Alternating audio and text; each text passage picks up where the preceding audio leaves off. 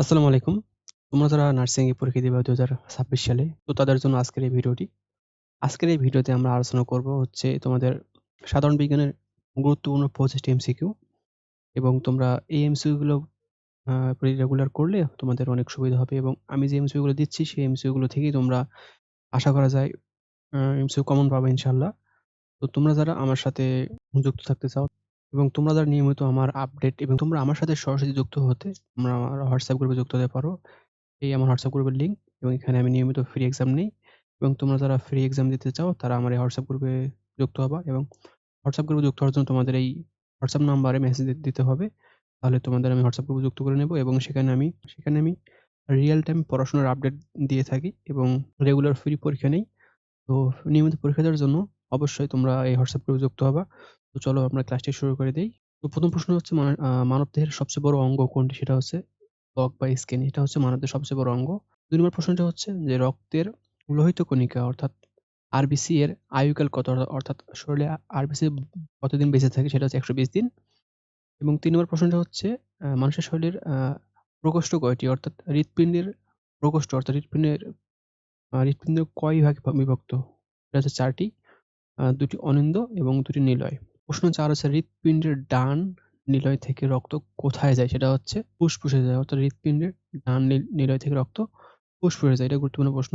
এবং ৫ নম্বর প্রশ্নটি হচ্ছে মানুষের রক্তের গ্রুপ নির্ধারণ করে কোন উপাদান? সেটা হচ্ছে অ্যান্টিজেন। অর্থাৎ মানুষের শরীরে রক্তের গ্রুপ নির্ধারণ করে অ্যান্টিজেন। প্রশ্ন ৬ হচ্ছে মানুষের পাকস্থলীতে কোন অ্যাসিড থাকে? সেটা হচ্ছে হাইড্রোক্লোরিক অ্যাসিড। এটা খুবই গুরুত্বপূর্ণ প্রশ্ন।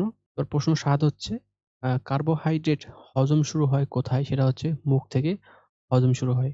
অনেকে দিতে পারো যে পাকস্থলী, কিন্তু না। কার্বোহাইড্রেট হজম অর্থাৎ পরিপাক হওয়া শুরু করে মুখ থেকে। এবার প্রশ্ন ৮ হচ্ছে শ্বাসক্রিয়ায় ব্যবহৃত প্রধান অঙ্গ কোনটি? সেটা হচ্ছে ফুসফুস। প্রশ্ন ৯ হচ্ছে মানুষের স্বাভাবিক শ্বাস-প্রশ্বাসের হার কত প্রতি মিনিটে? সেটা হচ্ছে ১২ থেকে ১৬ বার। অর্থাৎ একটি মানুষ প্রতি মিনিটে কতবার শ্বাস-প্রশ্বাস নেয়? এটাই এখানে বোঝানো হয়েছে। তোমার প্রশ্ন ১০ হচ্ছে কিডনির কার্যকরী একক কি? সেটা হচ্ছে নেফ্রন। তোমরা সবাই জানো। এটা খুবই গুরুত্বপূর্ণ প্রশ্ন। প্রশ্ন ১১ হচ্ছে মানুষের দেহে সাধারণত কয়টি কিডনি থাকে? সেটা হচ্ছে ২ টি। আবার প্রশ্ন ১২ হচ্ছে রক্ত জমাট বাঁধতে সাহায্য করে কোনটি? সেটা হচ্ছে প্লাটিলেট। যদিও এখানে বানানটি ভুল লেখা হয়েছে, উত্তর হবে প্লাটিলেট। আবার প্রশ্ন ১৩ হচ্ছে শ্বেত রক্তকণিকার কাজ কি? সেটা হচ্ছে রোগ প্রতিরোধ করে। অর্থাৎ শ্বেত রক্তকণিকা বলতে WBC কে বোঝানো হয়েছে। আবার প্রশ্ন ১৪ হচ্ছে ডিএনএর পুনরূপ কি? সেটা হচ্ছে deoxyribo nucleic acid. Deoxyribo nucleic acid. তুমি বানানটা খুব সহজে মনে রাখতে পারো এভাবে যে ডি ডিঅক্সিরাইবো নিউক্লিক অ্যাসিড, এইভাবে মনে রাখতে পারো সেগমেন্ট আকারে। এবার প্রশ্ন হচ্ছে ১৫ মানবদেহের মোট ক্রোমোজোমের সংখ্যা কতটি? সেটা আছে ৪৩ টি। আবার আসো ইনসুলিন কোন গ্রন্থি থেকে নিঃসৃত হয়? অর্থাৎ সিক্রেশন হয় বা বের হয়? সেটা হচ্ছে অগ্ন্যাশয় বা প্যানক্রিয়াস ইংরেজিতে তাকে বলা হয়। প্রশ্ন ১৭ হচ্ছে যে থাইরক্সিন হরমোনের অভাবে কি হয়? সেটা হচ্ছে গয়টার হয়। এবার প্রশ্ন ১৮ যে আ কোষের পাওয়ার হাউস বলা হয় কাকে? সেটা হচ্ছে মাইটোকন্ড্রিয়াকে বলা হয় কোষের পাওয়ার হাউস।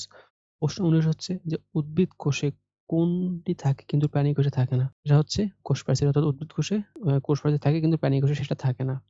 বা প্রশ্ন ২০ হচ্ছে মানুষের দেহের স্বাভাবিক তাপমাত্রা কত? সেটা হচ্ছে যে ৯৮.৬ ডিগ্রি ফারেনহাইট। প্রশ্ন ২১ হচ্ছে যে ভিটামিন সি এর অভাবে কোন রোগ হয়? সেটা হচ্ছে স্কারবি রোগ হয়। প্রশ্ন ১২ হচ্ছে মানবদেহের সবচেয়ে বড় গ্রন্থি কোনটি? সেটা হচ্ছে লিভার।